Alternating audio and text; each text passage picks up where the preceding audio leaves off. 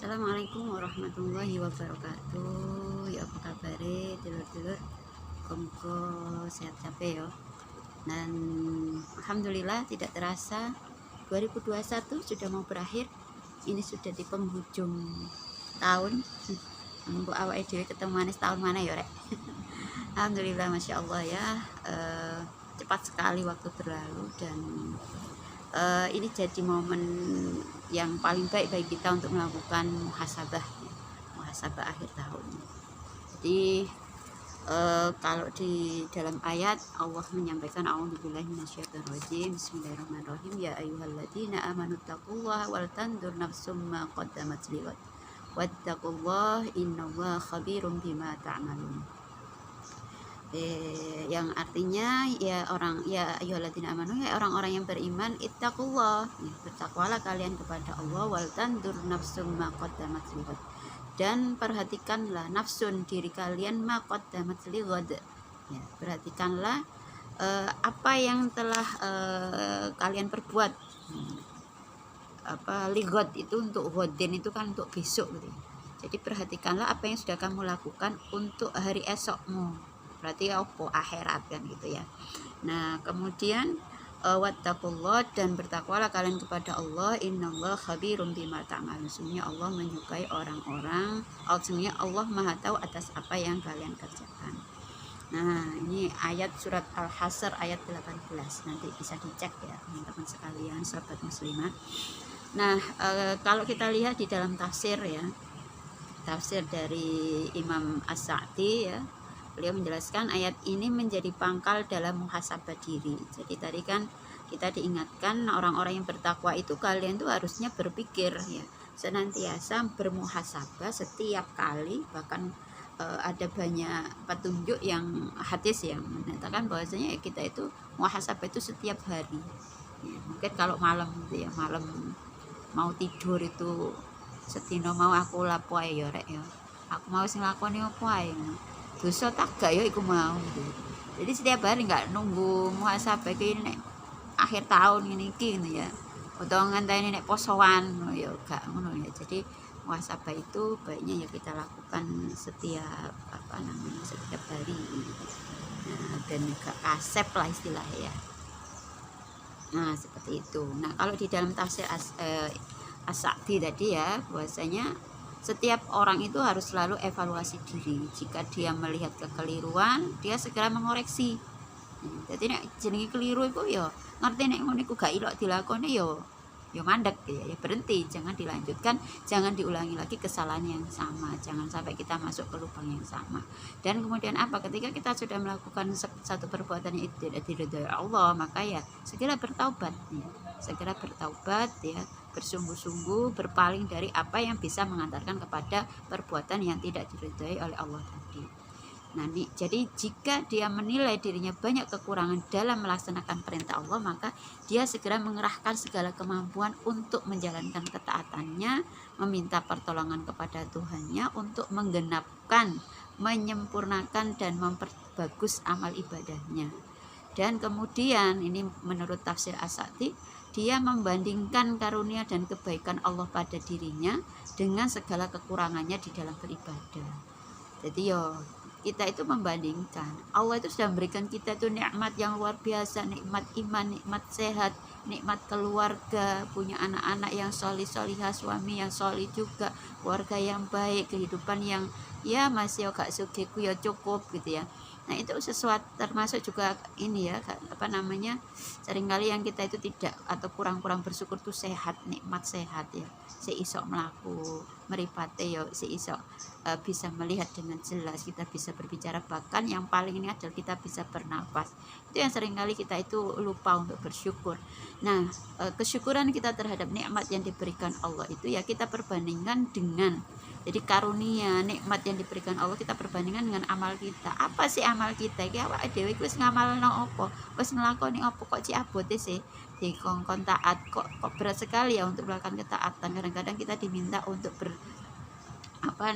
berkorban demi menegakkan kalimatullah, berdakwah, menyampaikan kebenaran dengan resiko-resiko ya, mungkin ada resiko-resiko yang sebenarnya itu Ya, kalau kita mikirnya dunia itu resiko itu berat, tapi ketika kita membandingkan resiko itu dengan nikmat Allah, dengan karunia Allah, dengan ampunan Allah, dengan pahala yang besar di sisi Allah, dan juga kita perbandingkan dengan ketika kita meninggalkan amal-amal yang diperintahkan Allah itu untuk dikerjakan, misalnya kita menyampaikan yang hak, kita melakukan amar ma'ruf nahi mungkar, kita berdakwah, menyampaikan membina umat, membawa mereka kepada Islam yang sahih, Islam yang benar, nggak kecampuran macam-macam, Islam kafah begitu. Itu rasanya kadang-kadang kita merasa berat, merasa banyak kerugian. Tapi kerugian itu sifatnya duniawi. Kalau kita akan memperbandingkan hal itu dengan kenikmatan yang akan kita dapatkan, kenikmatan yang sesungguhnya, kebahagiaan yang hakiki, yaitu di akhirat kelak di surganya Allah, maka itu terasa tidak ada apa-apa. Nah, monggo sarang-sarang kita mengevaluasi diri ya. Saya sendiri ya senantiasa ya kita berusaha setiap hari ya kita banyak beristighfar pada Allah, terutama tadi di malam-malam ketika kita menutup hari itu kita bermuhasabah diri gitu ya. Apa sih yang sudah kita lakukan, kesalahan kita mungkin kepada orang-orang terdekat kita, kemudian juga kepada Allah yang jelas ya. Kita mohon ampun kepada Allah, kita bertaubat dan tidak mengulanginya lagi. Di dalam sebuah hadis dari riwayat Tirmidzi ya, Rasulullah menyampaikan al-kayyisu itu adalah man dana nafsahu wa amila lima ba'dal maut. Jadi orang yang kayis, orang yang cerdas ya. Sapa sing wong sing cerdas iku apa? Gak cerdas iku duduk sing pinter apa jenenge bujuki wong ya. Jadi pintar membuat narasi sehingga itu menipu orang sehingga racun berbalut madu. Nah, itu bukan itu yang cerdas. Bukan orang yang pandai membuat kebohongan publik sehingga orang itu akhirnya percaya ya. Nah, orang itu percaya bahwasanya itulah sebenarnya terjadi, tapi kemudian ternyata itu adalah kebohongan dan dia mendapatkan keuntungan yang besar dari kebohongan publik yang disebarkan. Nah, itu bukan orang yang kayis. Yang orang yang kayis itu kata Rasulullah, al-kayyisu man dana nafsahu, adalah orang yang selalu mengevaluasi dirinya wa amila dana nafsahu wa amila lima ba'dal maut, dan dia itu beramal untuk apa? Untuk apa-apa yang ba'dal maut. Orang yang beramal untuk apa? Untuk kehidupan setelah kematian gitu. Jadi gak hanya berpikir di dunia saiki iki awake dhewe apa carane ben sugih gitu. Nah, bukan begitu cara mikirnya. Sugih marang ngono, sugih dan menghalalkan segala cara gitu. Nah, misalnya sekarang aja udah pada rame tuh Pilpres 24. Wis rame, sopo iki engko padha mencalonkan diri pada mencitra dirikan ya citra, kemudian akeh sing masang baliho nang ndi gitu ya. Nah, sehingga kemudian sekarang sudah membuat rancangan-rancangan ya apa carane ben iso menang, sehingga kan juga ada yang mencitra burukkan rival yang dianggap rival politiknya dan seterusnya gitu ya, memainkan politik identitas dan macam-macam. Ini karena memandang apa yo, soalnya lazat gitu ya, lezat menjadi penguasa itu. Nah, sehingga kan royoan kabeh itu 2020 sama saiki lho kurang jelas. Maksudnya kurang jelas ini yang sekarang saja ini baru dilalui berapa tahun. Nah, masih tersisa 3 tahun lagi, dan apa yang sudah dihasilkan, apa ternyata kalau nanti kita muhasabah kan banyak sekali persoalannya justru ditinggalkan. Artinya yang kepemimpinan sekarang ini aja belum menyelesaikan tugasnya dengan baik dan benar gitu ya. Banyak sekali persoalan yang belum terselesaikan ya, bahkan menambah persoalan baru. Kok wis mikir 2024 ya, saiki pikiran dhisik lah, kok wis mikir kontestasi meneh-meneh iki jenenge termasuk bukan orang yang kayis ya. Jadi orang yang kayis itu adalah orang yang senantiasa beramal itu dengan membayangkan ma ba'dal maut, apa setelah maut itu, setelah kematian itu, apakah kita akan jadi orang yang beruntung ataukah kita jadi orang yang merugi. Karena apa? Karena amalan kita tadi. Nah, dikatakan oleh Rasulullah bersabda juga lanjutannya, wal ajizu, orang yang lemah itu adalah man atsba'a nafsahu, adalah orang yang mengikuti nafsahu hawaha ya, orang yang mengikuti apa? Hawa nafsu. Jadi orang bodoh atau orang yang lemah itu ya, di sini dikatakan dengan ajiz ya. Ajiznya ini kan berarti lemah dalam arti lawan dari kayis. Kayis tadi cerdas, berarti orang yang bodoh itu adalah dia adalah beramal itu mengikuti hawa nafsunya, hanya memikirkan kepentingan dunia hari ini dan tidak berpikir tentang kita ini pasti mati, dan setelah mati akan ada yang namanya yaumul hisab, ada hari perhitungan amal. Allah akan menimbang amal kita itu, antara amal-amal kita itu mana yang lebih besar, lebih banyak, dan Allah akan memberikan balasan pada apa yang sudah kita lakukan. Dan dikatakan wa tamanna 'alallahi azza wa jalla, dan dia itu tamanna itu berangan-angan kepada Allah. Jadi ada iku ngipi gitu ya, berharap akhirat, berharap masuk surga, tapi kelakuannya itu tidak justru mendekatkan dia kepada Allah. Nah, maka kemudian juga pesan dari Khalifah Umar bin Khattab radhiyallahu an, dia juga mengatakan hasibu anfusakum, hisablah diri kalian qabla an tuhasabu, hisablah diri kalian sebelum dihisab. Maksudnya ya saat durunge mati ku ya hisablah diri kita, artinya evaluasi diri, muhasabah. Jadi sebelum dimuhasabah oleh Allah, sebelum nanti kita berada di yaumul hisab, sebelum nanti ditimbang amalan-amalan kita oleh Allah, maka mending dari sekarang kita itu menghisap diri kita, sering-sering menghisap diri kalian sebelum kalian dihisap tadi. Hasibu anfusakum qabla an tuhasabu. Nah, kenapa? Nah, yang seperti itu kata Sayyidina Umar, beliau juga mengatakan wazinu anfusakum qabla an tuzanu. Berarti kan ditimbang ya. Kalau hasib tadi kan dihitung, kalau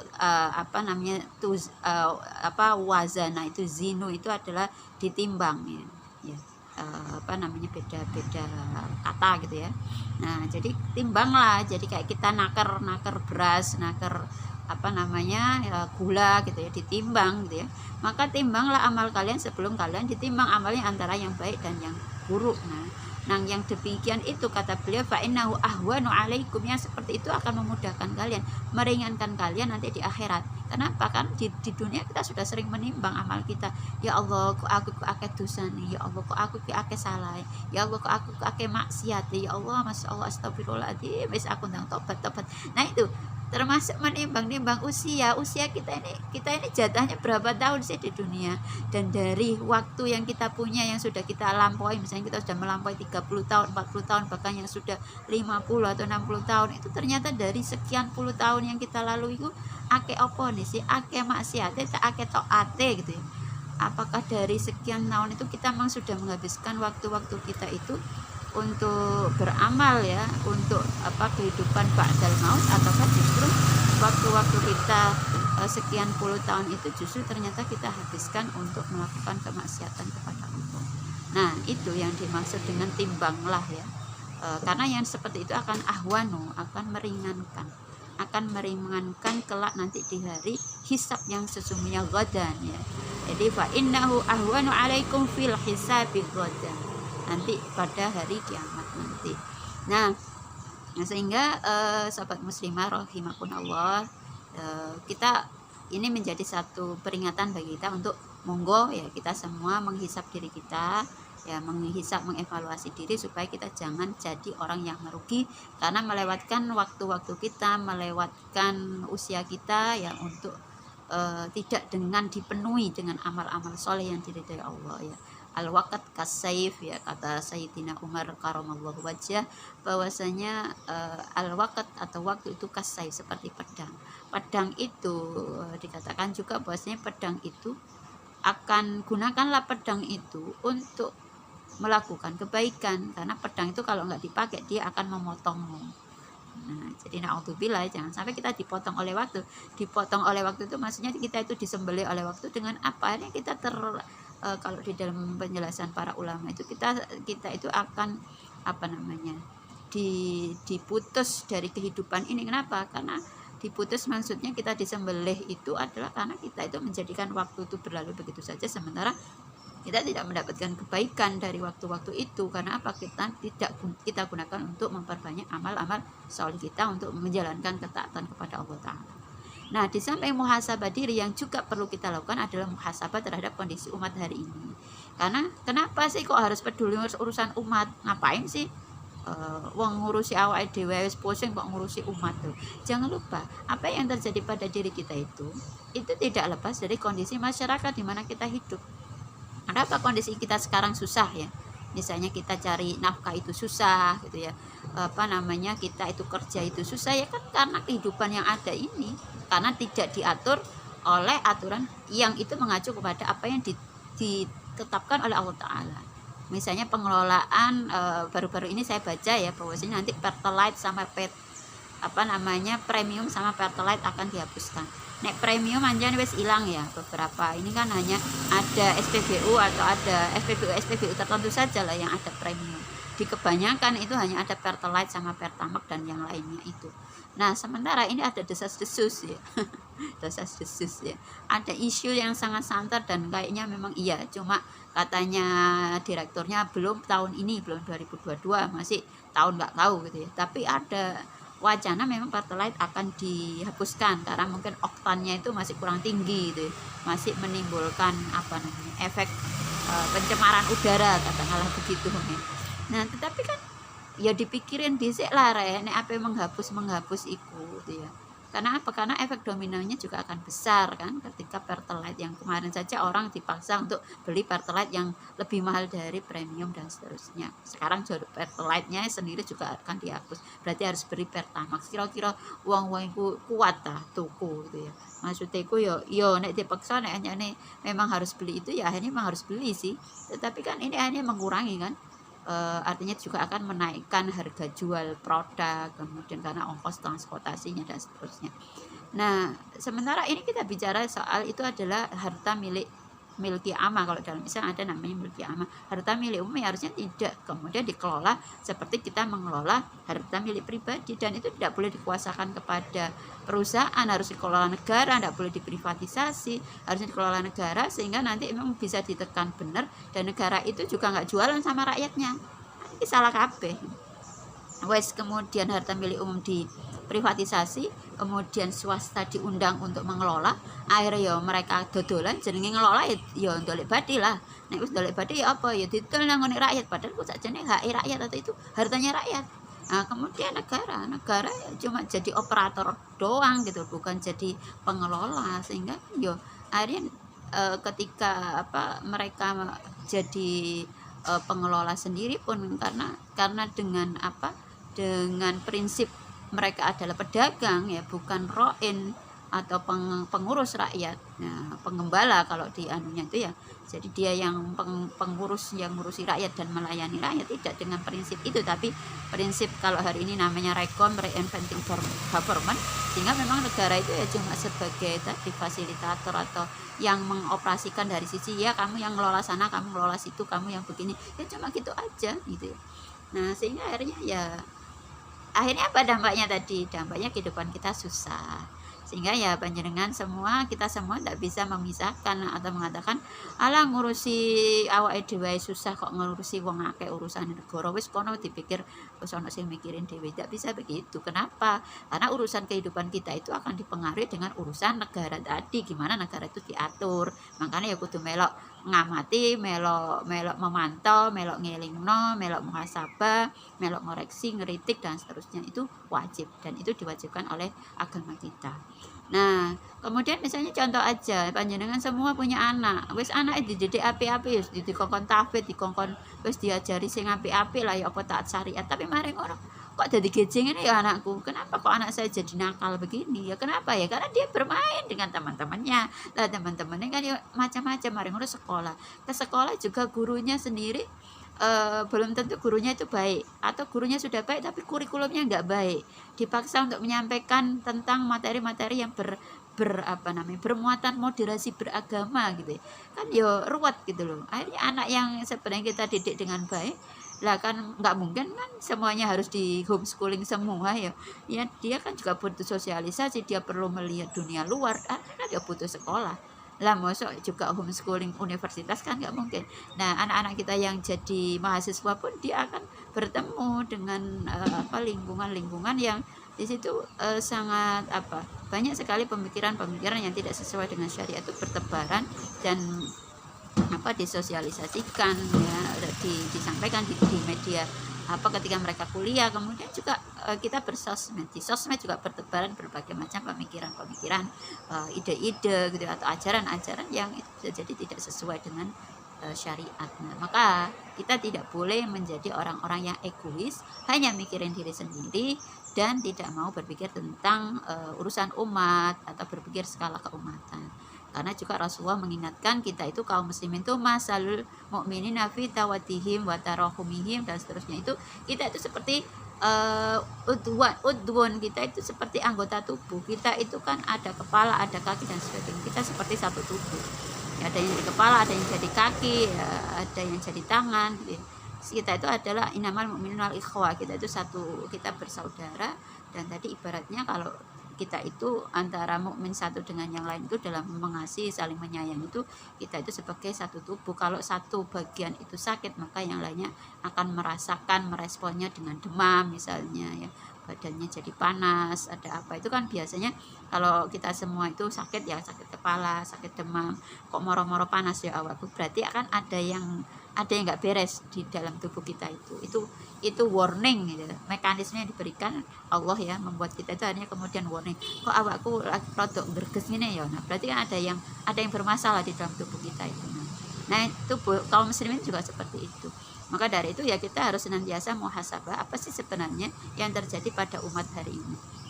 Nah kalau kita lihat dalam ayat Al-Quran surat Ar-Rum ayat 41, a'udzubillahi minasyaitonirrajim, dhaharul fasadu fil barri wal bahri bima kasabat aydin nas liyudhiqahum ba'dalladzi 'amilu la'allahum yarji'un. Jadi di situ Allah menyampaikan dhaharul fasad, fasad itu sudah tampak. Nah, kalau di salah seorang ada ulama yang menjelaskan bahwasanya yang namanya dhaharul fasad itu kalau dari sisi pemahaman bahasanya, bahasa Arabnya. Jadi kalau dikatakan dhaharul fasad itu bukan fasad itu tidak ada. Fasad itu ada, tetapi ketika digunakan kata dhaharul fasad, maka fasad itu ditampakkan. Bukan berarti fasad itu sebelumnya nggak ada, tetapi dhaharul fasad itu kemudian ditampakkan oleh Allah. Salah satunya mungkin kemarin di awal-awal corona muncul itu sebenarnya banyak yang kemudian merasa ya Allah, kok kita tiba-tiba diturunkan wabah seperti ini yang kadang kita nggak bisa kemana-mana dan sebagainya. Ini kan banyak yang merasa resah, gelisah, gundah gulana, kemudian karena dampaknya kan secara ekonomi cukup dirasakan. Nah kemudian kan dijelaskan sebenarnya fasad itu kan selama ini sudah ada. Sistem kapitalisme hari ini secara ekonomi, kemudian juga secara budaya, liberalisasi dan sebagainya itu dampaknya luar biasa, menimbulkan kerusakan. Tetapi kita kan seakan itu tidak merasakan, tapi justru sangat terasa ketika terjadi pandemi COVID kemarin. Dan sekarang masih belum berakhir, meskipun alhamdulillah qadarullah juga sudah mulai mereda gitu ya. Tapi kita tetap menjaga prokes gitu ya. Nah, maka di situ beliau menyampaikan bahwasanya dari sisi memahami kalimatnya, lafadz yang digunakan dhaharul fasad itu menunjukkan bahwasanya fasad itu ada, tetapi ketika Allah menggunakan kata dhaharul fasad, maka fasad itu menjadi ditampakkan dengan jelas. Nah, fasad ini terjadi fil barri wal bahri. Kenapa? Bima kasabat aydin nas. Di dalam tafsir Imam Ali As-Sobuni yang dalam Sofatut Tafasir mengatakan yang dimaksud dengan bima kasabat aydin nas itu adalah bisa babil ma'asi wa dunubihim, yaitu maksudnya adalah bencana musibah itu terjadi di muka bumi ini atau di bumi dan di daratan dan di lautan itu karena apa?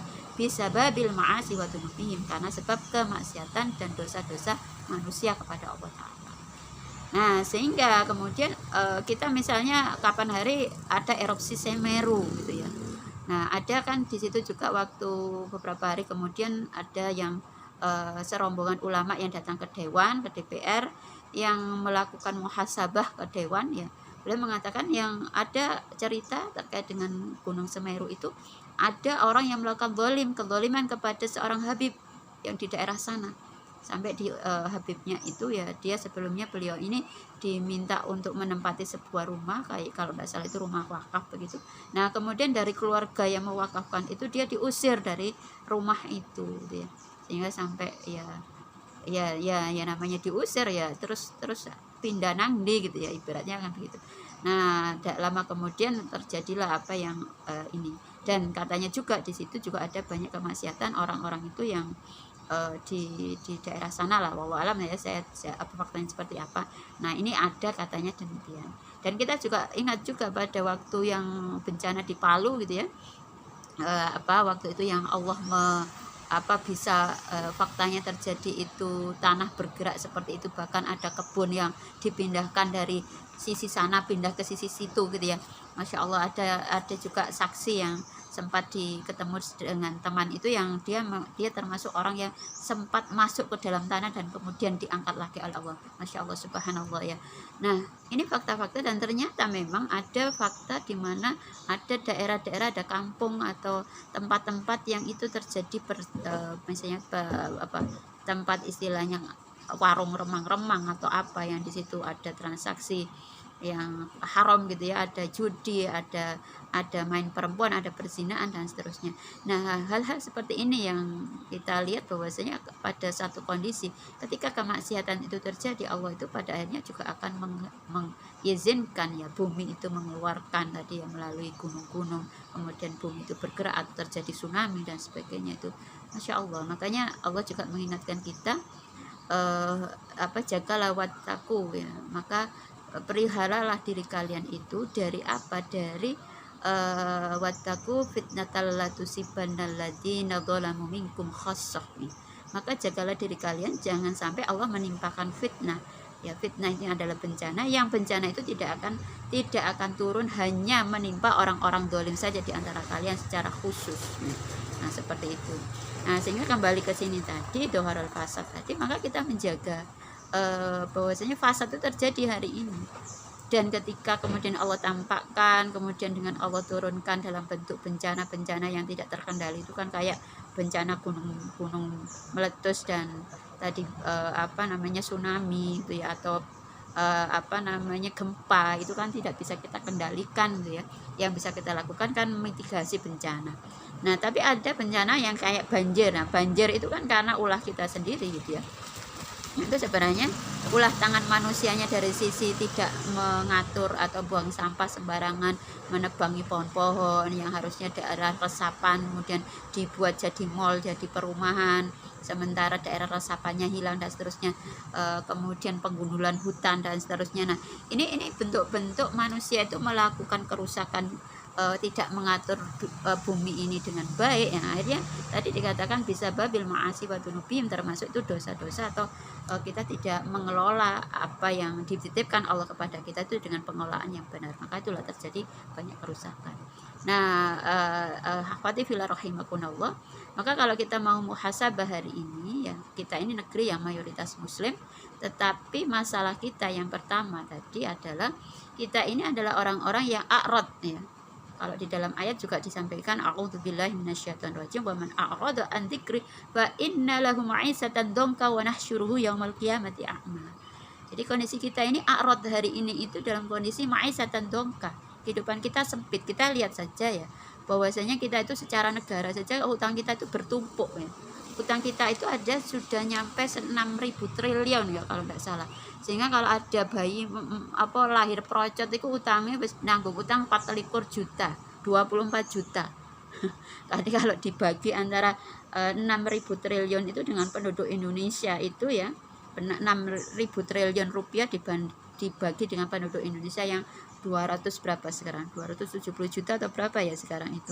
Nah itu nanti kalau dibagi rata-rata itu satu orang itu bahkan nanti ada bayi yang lahir procot wes kudu nanggung utang 24 juta. Masya Allah ya, luar biasa prestasinya ini ya. Nah ini yang terjadi hari ini, salah satunya kan itu nih. Bagaimana kehidupan kita ma'isatan dongka, dan kalau di dalam ayat tadi kenapa ma'isatan dongka itu terjadi? Karena apa? Karena a'rad tadi, waman a'radu an dzikri, barang siapa orang itu berpaling an dzikri dari mengingatku, fa inna, maka Allah menggunakan kata fa inna lahu, ya, ada taukid itu, ada huruf yang menekan, maka sungguh lahu baginya, dipastikan ya, fa inna lahu, maka itu ada pemastian, maka sungguh baginya ma'isatan dongka, kehidupan yang sempit. Nah ketika Permendikbud yang kapan hari rame-rame terkait dengan masalah apa itu, pencegahan kekerasan seksual di kampus misalnya, itu kan juga menjadikan ya jangan salah, nanti kalau ada kondisi-kondisi yang justru akan ada legalisasi perzinahan yang itu justru membuka liberalisasi seksual di kampus, sehingga akhirnya akan banyak persoalan-persoalan di mana mungkin mahasiswa-mahasiswa yang pregnant before married misalnya, LKMD ya, lamaran carry meteng DC, MBA begitu, marriage by accident gitu ya, yang lahir-lahir ada kelahiran-kelahiran bayi yang tidak diinginkan, kehamilan yang tidak diinginkan, KTD, yang kemudian ada aborsi dan seterusnya, ada bayi-bayi dibuang ya, mungkin akan terjadi seperti itu gitu. Nah, kenapa? Karena ada aturan-aturan yang dibuat dan itu justru menjerumuskan kita dalam kemaksiatan yang tadi akan kehidupan yang sempit ya. Masa sih kita tidak merasa sempit ketika ada banyak bayi-bayi yang tidak punya bapak, kemudian ada yang perempuan-perempuan stres juga karena apa? Karena yang kasus yang kemarin ya, seorang mahasiswa dari Mojokerto yang kemudian dia bunuh diri. Kenapa? Ada yang namanya kekerasan dalam pacaran ya. Ya salah dewe saja nih pacaran, mari ngono pacari gak gelem ngakoni atau nyuruh mengaborsi sehingga akhirnya stres sampai dia bunuh diri. Nah, ini kan dampak, ini maisatan dompanya kan contohnya kayak gitu, sampai orang itu, mahasiswa itu bunuh diri. Kenapa? Karena stresnya, karena dia hubungan berzina itu kemudian dia tertekan, dan yang laki-lakinya juga tidak bertanggung jawab, laki-lakinya juga tidak sudah melakukan kemaksiatan berzina, kemudian masih ditambah dengan maksiat menyuruh aborsi. Nah, ini luar biasa, ini maisatan dongkanya kayak gini gitu, dan itu bukan hanya satu, banyak yang tidak terberitakan, yang nggak viral itu banyak, justru jauh lebih banyak dari yang viral. Nah, ini kerusakan yang terjadi. Kenapa? A'rad tadi, karena berpaling dari antikri, mengingat Allah itu maksudnya mengingat ayat-ayat Allah, mengingat apa namanya perintah dan larangan Allah, kita itu berpaling dari syariat Allah. Nah, ini sehingga banyak sekali ya kalau kita lihat dampak dari ketika kita itu tidak mengatur kehidupan kita itu dengan aturan Allah, maka banyak sekali persoalan-persoalan kehidupan yang kita hadapi hari ini. Maka kemudian ya kalau kita muhasabah, kita melihat bagaimana kriminalisasi terhadap syariat masih cukup cukup lantang disuarakan. Salah satunya dengan apa yang disebut dengan moderasi beragama. Lagi-lagi itu ya. Ya, saya sudah sampaikan di banyak konten-konten saya sebelumnya ya terkait dengan masalah itu. Jadi moderasi ini kan sebenarnya sesuatu yang ide rekomendasi dari Rand Corporation Amerika Serikat, lembaga think tank mereka, lembaga penelitian dan survei yang kemudian merekomendasikan untuk menghalangi kebangkitan Islam, untuk menghalangi agar Islam politik itu tidak berkembang, untuk menghalangi jangan sampai ada keinginan menegakkan kembali kehidupan Islam dengan tegaknya syariat Islam secara kafah. Itu mereka kemudian merekomendasikan building moderate Muslim network, membuat jaringan Islam moderat. Dan kalau di Indonesia diimplementasikan yang terakhir sekarang, karena sudah macam-macam, kemarin ada Islam liberal, sebelumnya JIL, kemudian ada Islam Nusantara, kemudian ada sebutan lagi ada Islam Wasatiyah, kalau hari ini juga dengan Islam moderat, dan sekarang program terbaru yang di launching, yang di leading sektornya adalah Kementerian Agama, juga Kementerian Pendidikan, itu adalah moderasi beragama. Nah, moderasi beragama ini diklaim sebagai cara solusi untuk mengatasi adanya radikalisme dan terorisme ya. Nah, kan kita kembali lagi nanti radikalisme mbek terorisme ku jane opo sih anjane ono ta. Sopo sing radikal, sopo sing terorisme itu. Dan menariknya itu justru terorisme itu berkembang biak justru ketika undang-undang terorisme dibuat. Aneh kan? Gak masuk akal. Jadi itu kan akhirnya kita melihat ya, mereka menggunakan moderasi beragama itu dipropagandakan, diklaim sebagai solusi untuk mengatasi yang namanya radikalisme dan terorisme. Nah, sehingga kalau kita lihat ya, program-programnya itu intinya apa sebenarnya? Moderasi beragama itu adalah mengajak kita, kalau mungkin ada yang mengatakan itu sebagai upaya untuk menyembelih ajaran Islam. Atau kalau saya mungkin menggunakan kata memutilasi. Jadi mutilasi itu kan motong-motong gitu ya. Jadi dipotong-potong, mana yang bagus yang baik diambil, yang ya mungkin kalau yang lebih halus prasmanan gitulah. Jadi mengajak kaum muslimin itu untuk ngambil syariat itu prasmanan ae, sing enak dijukuk, sing gak enak diguak gak usah. Kalau panjenengan hadir di acara resepsian gitu kan ada prasmanan. Ya sing seneng gaduh-gaduh njukuk gaduh-gaduh, nek sampean gak seneng gule ya ojo njukuk gule, soalnya kolesterol tinggi misalnya ngono. Ya dipilih-pilih ndi sing enak, misalnya wah panas-panas rek ngombe es ae, njukuk es ya ojo ngombe sing anget-anget, misalnya nggak cukup kopi tapi cukup es buah dan sebagainya. Ya itu Islam itu artinya diminta jangan belajar Islam terlalu dalam. Ya gak dalam ya akhirnya ngawur kayak saiki ku. Oh, bojone uang diselingkuhi ngono. Oh, durung halal kok ya pacaran demoki gak karu-karuan. Nah, ini kan kenapa? Karena sajane gak belajar Islam secara dalam ya dampake koyo ngono iku mau. Tapi kemudian hari ini digambarkan bahwasanya yang belajar Islam gak terlalu dalam, yang berislam gak terlalu dalam, yang tidak terlalu fanatik, yang dia itu toleran gitu ya, tidak merasa agama yang paling benar, tapi semua agama benar, itu yang bagus gitu loh. Nah, jadi panjenengan bisa melihat apakah ajaran-ajaran seperti itu memang ajaran yang benar gitu. Apakah justru moderasi itu membawa kebaikan atau tidak, itu justru kita lihat dari apa yang mereka suarakan gitu ya. Ya, sehingga kalau saya simpulkan saja bahwasanya yang namanya moderasi itu justru sebenarnya adalah memutilasi ajaran Islam yang mereka itu menginginkan mereka sebenarnya ini adalah racun berbalut madu. Mereka ingin menjadikan kita itu berislam ala barat, berislam sesuai dengan arahan barat, di mana barat itu mereka itu kan hidupnya itu kan prinsip hidupnya adalah sekuler. Maka mereka menginginkan kita itu juga sekuler. Sekuler itu apa? Memisahkan menguruskan urusan kehidupan dari agama. Jadi kalau ngurusi kehidupan itu ojo nggawe agama, ojo nggawe aturan Islam. Islam iku ya nek waya salat, poso ngono iku nggawe Islam. Tetapi kalau urusan dunia, ngatur ekonomi, pendidikan, interaksi lagi perempuan misalnya, ngatur pemerintahan ojo enggak Islam ojo melok-melok ndok kene gak nggone ya. Islamku wis dikeranggeng ndok jerone apa iku mau agama, ibadah ritual saja. Jadi Islam itu yang sebenarnya adalah ideologi, sebuah sistem kehidupan yang mengatur seluruh aspek kehidupan, itu kemudian dipersempit hanya ngatur masalah ibadah ritual hubungan kita dengan Allah saja, yaitu ibadah saja. Sementara urusan yang lain, urusan ekonomi dan lain-lain, politik, poleksos budankah, kita tidak ngambil Islam. Dan ini benar-benar mengkerdilkan Islam, karena Islam itu adalah kafah. Islam itu berisi seluruh aspek kehidupan itu diatur dengan Islam. Nah, maka ketika kita hanya ngambil satu bagian saja di masalah ritual, itu sebenarnya hanya ngambil katakanlah berapa ya, 1% atau mungkin paling banyak 10% saja dari syariat Islam yang begitu luas. Jadi sebagian besarnya itu justru tidak kita terapkan dengan model hari ini, yang memang hari ini kan Islam itu hanya diterapkan pada aspek-aspek ibadah dan mungkin hal-hal yang sifatnya pribadi, misalnya berpakaian, makanan, itu pun juga tidak bisa secara penuh ya. Kenapa? Kalau makanan saja kita menjaga kehalalan juga agak susah hari ini.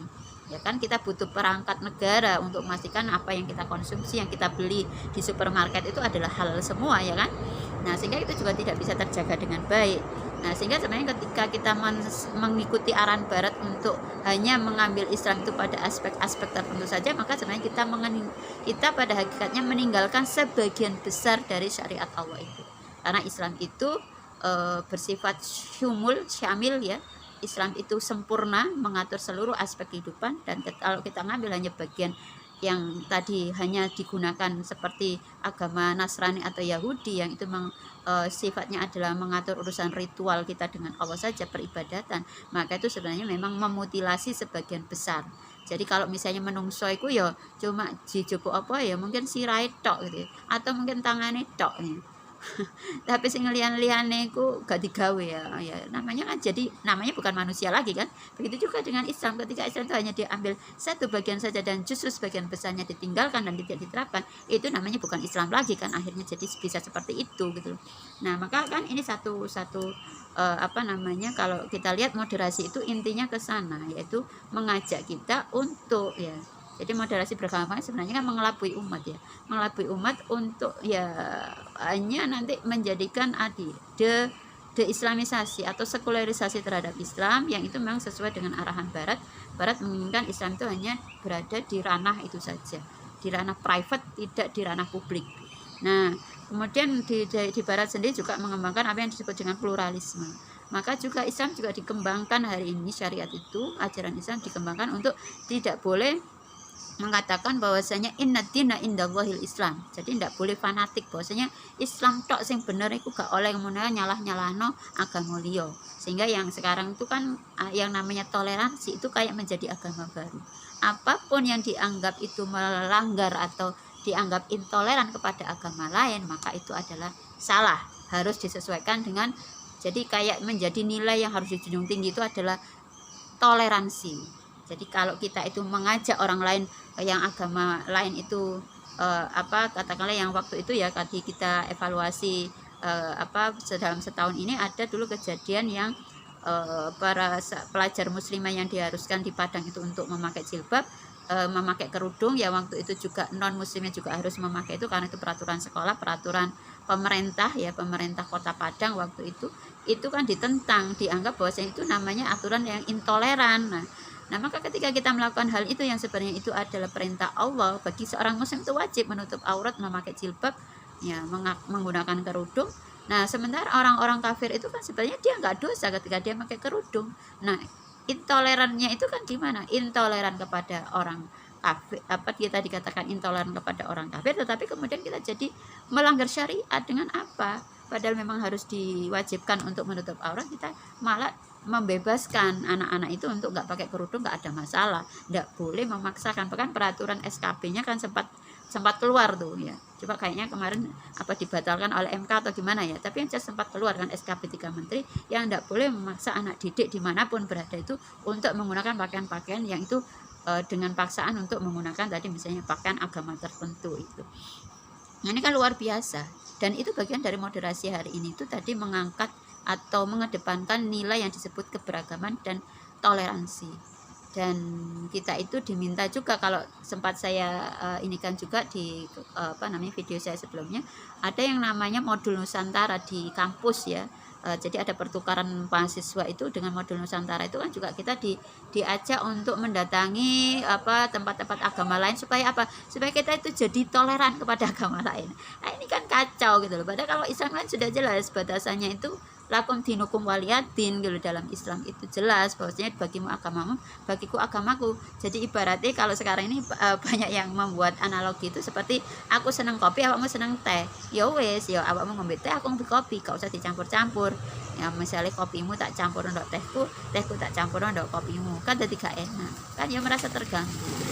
Atau misalnya ada yang memberikan analogi, ya istri kita masing-masing lah, jangan memaksakan untuk mengatakan cinta kepada istri orang lain, dan itu akan mengganggu orang lain karena kita itu menyatakan cinta kepada istrinya kan. Ya sudah, ya istrimu istrimu, istriku istriku, ya istri ini dewi-dewi, gak usah dicampur-campur gitu ya. Pokoknya istri ini uang kok awak menyatakan cinta kepada istrinya orang, nah itu kan justru mengganggu ya, ibaratnya begitulah. Jadi kita tidak mencampur adukkan, wala talbisul haqqa bil batil, jangan mencampur adukkan yang hak dengan yang batil. Nah, sementara moderasi beragama hari ini itu justru mengarahkan kita untuk tadi iltibas tadi ya, mencampur adukkan antara yang hak dengan yang batil. Nah, itu yang terjadi. Nah, ini kita bisa melihat hari ini, dan itu menjadi program resmi ya dari negeri ini ya, dijalankan oleh kementerian-kementerian, dan itu menjadi arus bahkan masuk di RPJMN gitu ya. Nah, maka ini yang kita lihat hari ini ya, liberalisasi dengan upaya untuk senantiasa dorongan untuk mengesahkan RUU TPKS. Kemarin sebelumnya RUU PKS, sekarang menjadi RUU TPKS, yaitu rancangan undang-undang tindak pidana kekerasan seksual. Bahkan kemarin setelah Permendikbud itu kemudian kasus yang pelajar mahasiswa yang bunuh diri, kemudian ada tuntutan untuk membuat yang namanya peraturan untuk pencegahan kekerasan dalam pacaran. Nah, luar biasa. Nah, ini arus liberalisasi yang luar biasa yang sekarang ini ya, bukan lagi secara kultural tapi sudah secara kebijakan. Itu upaya untuk meliberalisasi ini cukup terasa akhwati fillah. Nah, kemudian kalau dari sisi ekonomi kita lihat juga hegemoni ekonomi kapitalisme juga semakin terasa ya. Cengkraman oligarki, cengkraman sistem kapitalisme ini dengan misalnya dengan undang-undang Omnibus Law yang cukup ramai di tahun 2021 kemarin, yaitu undang-undang yang itu undang-undang sapu jagat. Ya, jadi banyak undang-undang itu ini jadi satu, jadi Omnibus Law itu.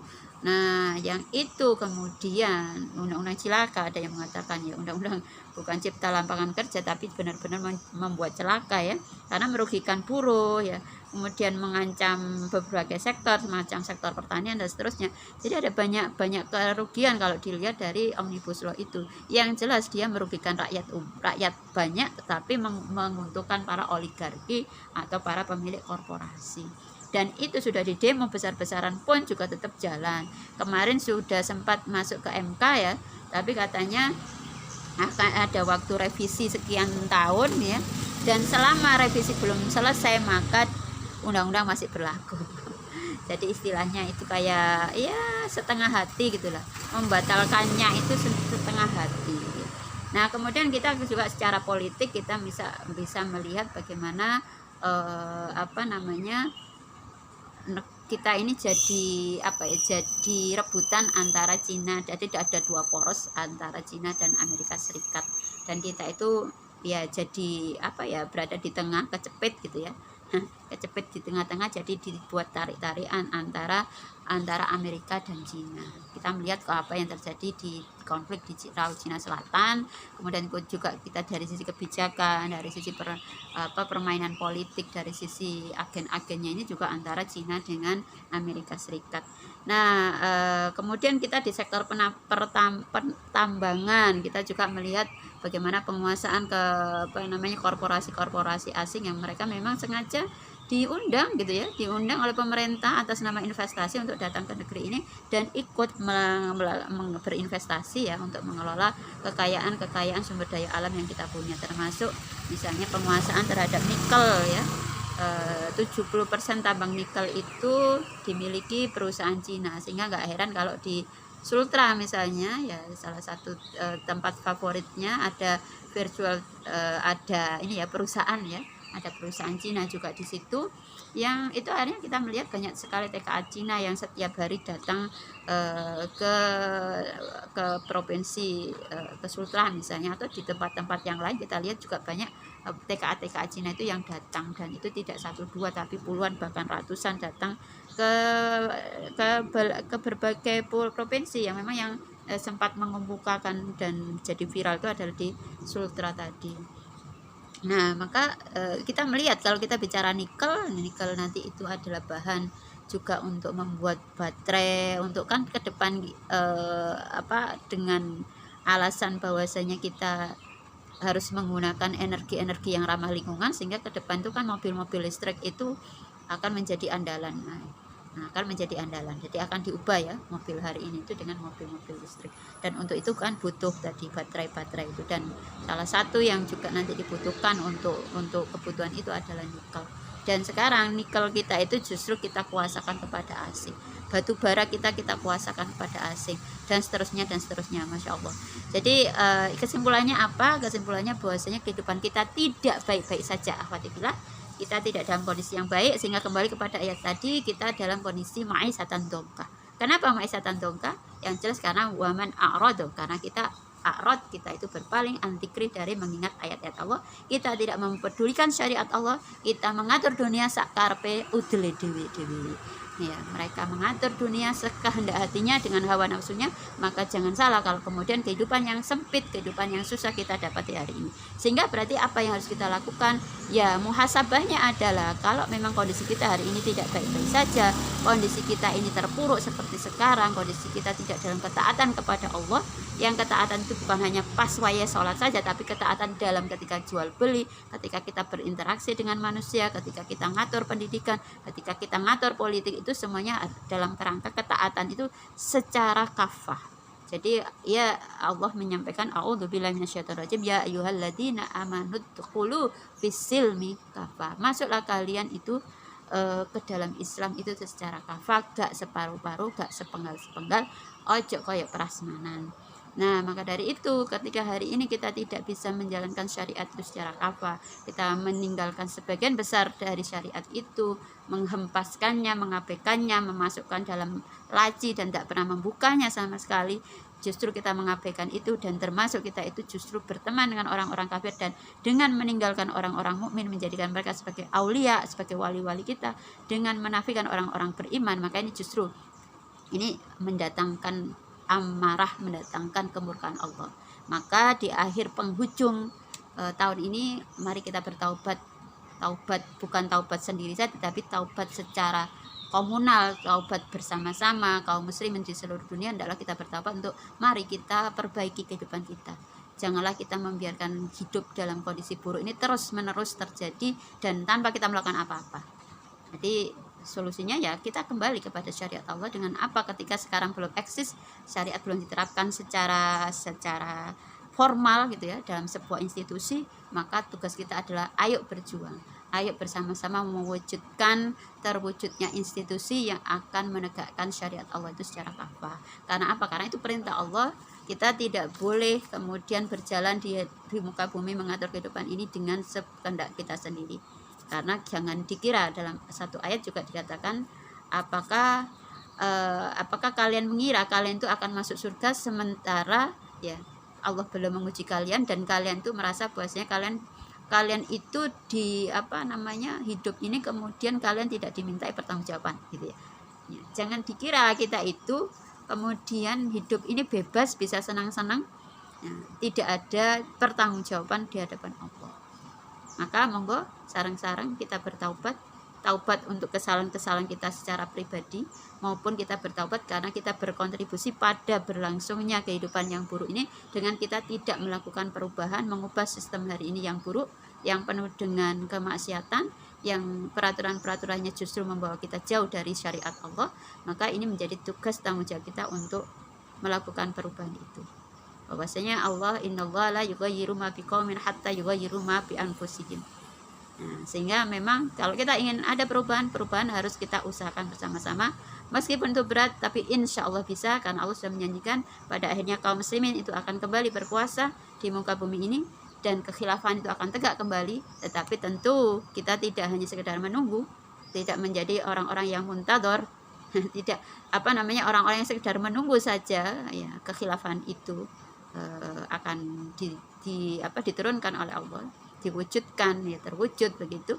Tapi kita harus berusaha, karena usaha itu yang akan dinilai oleh Allah Ta'ala. Monggo sarang-sarang, monggo ngaji Islam, pahami Islam secara kafah, dan mari berdakwah supaya hidup kita menjadi berkah.